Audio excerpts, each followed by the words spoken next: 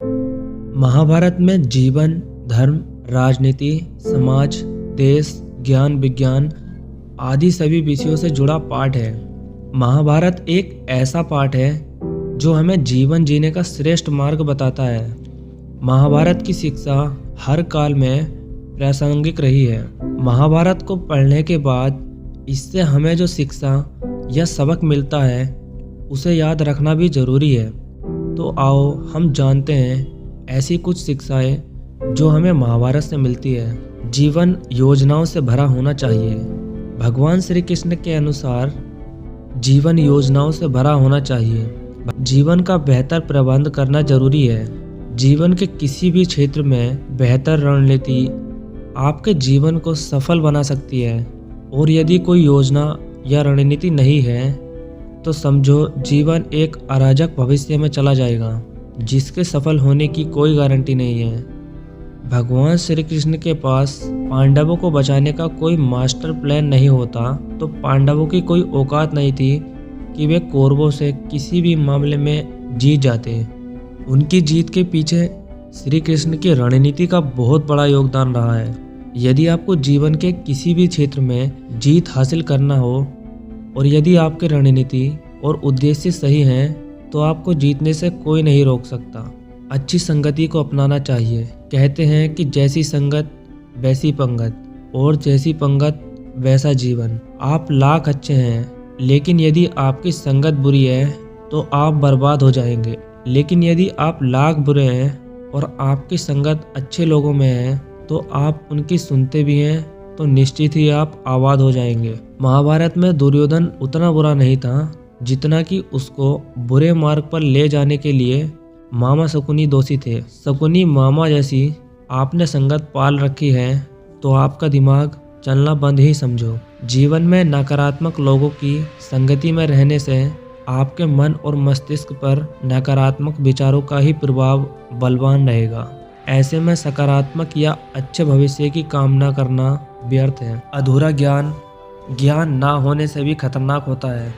मालवा में एक कहावत है कि थोथा चना बाजे घना, अर्थात जो अधूरा ज्ञान हासिल किए हुए लोग रहते हैं वो बहुत बाचाल होते हैं। हर बात में अपनी टांग अड़ाते हैं और हर विषय पर अपना ज्ञान बघाड़ने लगते हैं।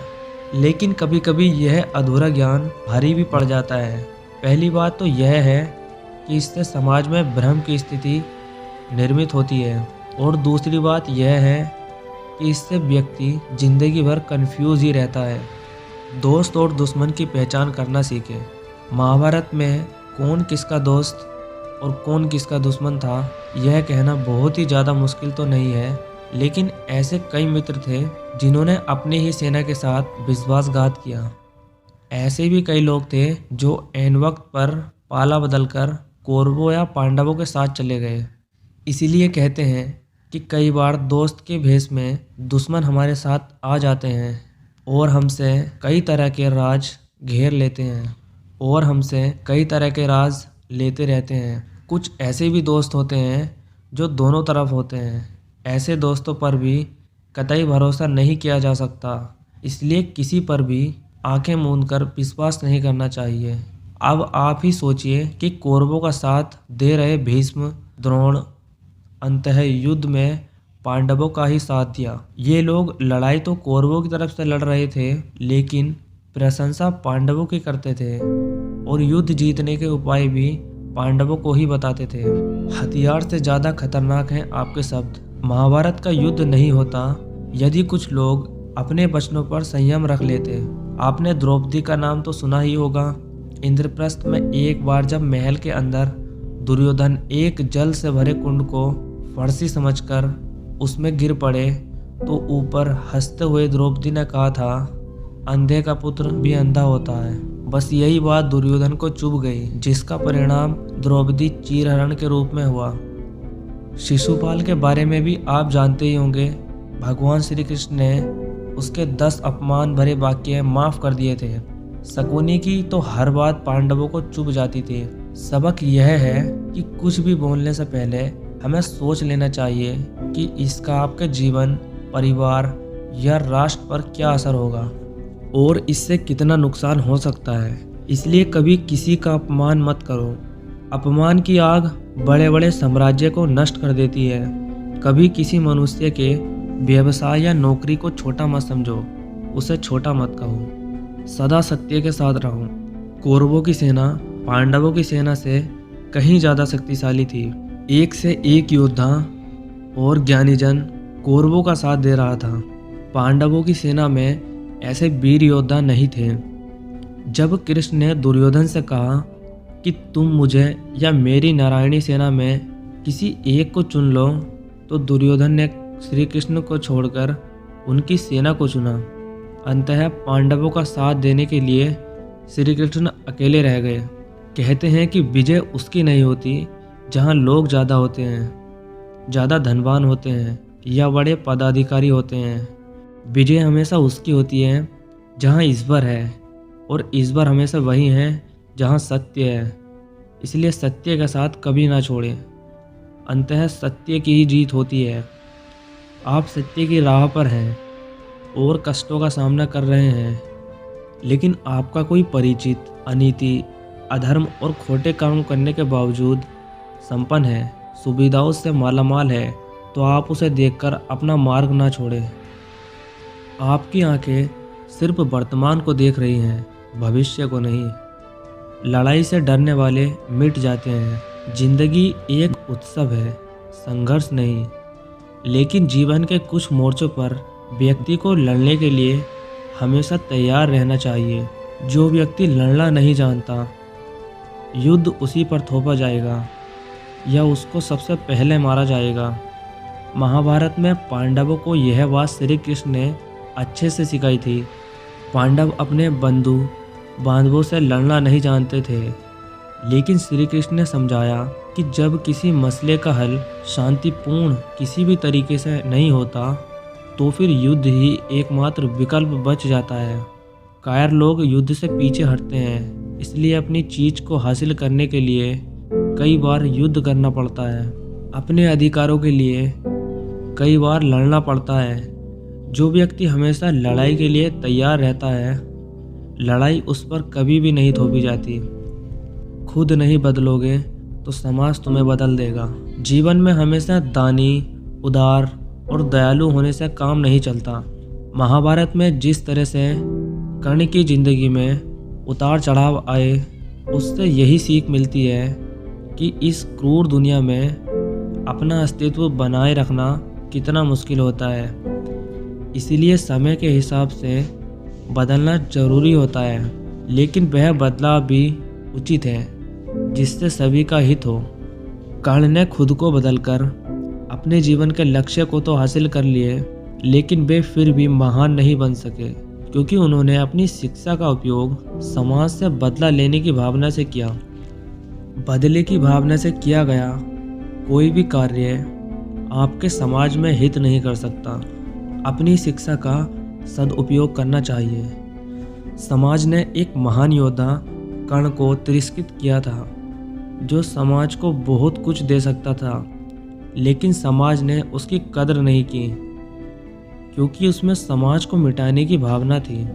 कर्ण के लिए शिक्षा का उद्देश्य समाज की सेवा करना नहीं था, अपितु वो अपने सामर्थ्य को आधार बनाकर समाज से अपने अपमान का बदला लेना चाहता था। समाज और कर्ण दोनों को ही अपने अपने द्वारा किए गए अपराध के लिए दंड मिला, और आज भी मिल रहा है। कर्ण यदि यह समझता कि समाज व्यक्तियों का एक जोड़ मात्र है जिसे हम लोगों ने ही बनाया है, वह समाज को बदलने का प्रयास करता, न कि समाज के प्रति घृणा करता। अच्छे दोस्त की कद्र करो। ईमानदार और बिना शर्त के समर्थन देने वाले दोस्त भी आपके जीवन को बदल सकते हैं। पांडवों के पास भगवान श्री कृष्ण थे, तो कौरवों के पास महान योद्धा कर्ण थे, और इन दोनों ने ही दोनों पक्षों को बिना शर्त अपना पूरा साथ और सहयोग दिया। यदि कर्ण को छल से नहीं मारा जाता, तो कौरवों की जीत तय थी। पांडवों ने हमेशा श्री कृष्ण की बातों को ध्यान से सुना और उस पर अमल भी किया, लेकिन दुर्योधन ने कर्ण को सिर्फ एक योद्धा समझकर उसका पांडवों की सेना के खिलाफ इस्तेमाल किया। यदि दुर्योधन कर्ण की बात मानकर कर्ण को घटोत्कच को मारने के लिए दबाव नहीं डालता तो जो अमोघ अस्त्र कर्ण के पास था उससे अर्जुन मारा जाता। अगर मित्रता करो तो उसे जरूर निभाओ, लेकिन मित्र होने का यह मतलब नहीं है कि गलत कामों में भी मित्र का साथ दो। अगर आपका मित्र कोई ऐसा कार्य करे जो नैतिक, संवैधानिक या किसी भी नज़रिए से सही नहीं है तो उसे गलत राह छोड़ने के लिए कहना चाहिए।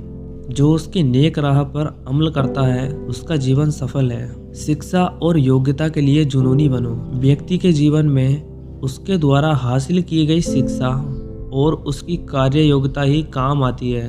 दोनों के प्रति एकलव्य जैसा जुनूनी होना चाहिए, तभी वह हासिल होती है। अगर आप अपने काम के प्रति जुनूनी हैं तो कोई भी बाधा आपका रास्ता नहीं रोक सकती। एकलव्य इसका सबसे बड़ा उदाहरण है, जिन्होंने छिपकर वह सब कुछ सीखा जो गुरु द्रोणाचार्य अर्जुन को सिखाते थे। एकलव्य की लगन और मेहनत का ही नतीजा था जो वे अर्जुन से भी बेहतर धनुर्धर बन गए। अहंकार और घमंड होता है पतन का कारण। अपनी अच्छी स्थिति, बैंक बैलेंस, संपदा, सुंदर रूप और विविधता का कभी अहंकार मत कीजिए। अगर आप में ये खूबियाँ हैं तो ईश्वर का आभार मानिए। समय बड़ा बलवान है। धनी, ज्ञानी, शक्तिशाली पांडवों ने वनवास भोगा और अति सुंदर द्रौपदी भी उनके साथ वनों में भटकती रही। कोई भी संपत्ति किसी की भी नहीं है। अत्यधिक लालच इंसान की जिंदगी को नर्क बना देता है। जो आपका नहीं है उसे अनीतिपूर्वक लेने, हड़पने का प्रयास न करें। आज नहीं तो कल ईश्वर उसका दंड अवश्य ही देता है। भगवान श्री कृष्ण कहते हैं कि आज जो तेरा है, कल बीता हुआ कल किसी और का था और कल आने वाला कल किसी और का हो जाएगा। यह तेरी मृत्यु के बाद यही रखे रह जाएंगे। अर्जित करना है तो किसी का प्रेम अर्जित कर जो हमेशा तेरे साथ रहेगा। दंड का डर जरूरी होता है। न्याय व्यवस्था वही कायम रह सकती है जो दंड का सही रूप में लागू करने की क्षमता रखता हो। यह चिंतन घातक है कि अपराध से घृणा करो, अपराधी से नहीं। दुनिया भर की जेलों से इसके उदाहरण प्रस्तुत किए जा सकते हैं कि जिन अपराधियों को सुधारने की दृष्टि से पुनर्वास कार्यक्रम चलाए गए, उन्होंने समाज में जाकर फिर से अपराध को अंजाम दिया है। अपराधी को हर हाल में दंड मिलना ही चाहिए। यदि उसे दंड नहीं मिलेगा तो समाज में और भी अपराधी पैदा होंगे और फिर इसी तरह से संपूर्ण समाज ही अपराधियों का समाज बन जाएगा। महाभारत में युधिष्ठिर दंड की बजाय क्षमा में विश्वास करते थे, लेकिन वे भी तब निराश हो गए जब दुर्योधन ने अपने वादे का पालन न करके राज्य में उनका हिस्सा नहीं लौटाया। युधिष्ठिर के अहिंसा में उनके विश्वास को देखते हुए युद्ध के बाद भीष्म को उन्हें उपदेश देना पड़ा कि राजधर्म में हमेशा दंड की ज़रूरत होती है, क्योंकि प्रत्येक समाज में अपराधी तो होंगे ही। दंड न देना सबसे बड़ा अपराध होता है। महाभारत में अश्वत्थामा की कहानी में अपराध और सजा ही केंद्रित तत्व है। आत्मविश्वास, शालीनता और निष्पक्षता हर तरह से अश्वत्थामा बहुत अच्छा युवक था। द्रोण ऋषि के यहाँ जन्म लेने के कारण वह राजकुमारों के बीच पला बड़ा और युद्ध की घोषणा होने के बाद उसने खुद को गलत पक्ष में पाया। वह पूरी निष्ठा से लड़ता रहा और कौरवों की पराजय को स्वीकार भी करता रहा। हालांकि पिता की धोखे से हुई हत्या पर वह बदले का संकल्प ले लेता है। वह पांडवों की विजेता सेना के बाद उनके शिविर में आग लगा देता है। यह उतना जघन्य हत्याकांड है कि पांडवों के बीच उनके स्वर सुख्यात से बदलकर विषाद और वैराग्य में बदल जाते हैं। जब द्रौपदी को इस हत्याकांड में अपने पुत्रों की मौत का पता चलता है तो वह बदला लेने पर जोर देती है। अश्वत्थामा के पकड़े जाने पर उसके जघन्य अपराध की उचित सजा पर बहस होती है और वे सभी मानते हैं कि मौत की सजा तो दया दिखाने जैसा होगा।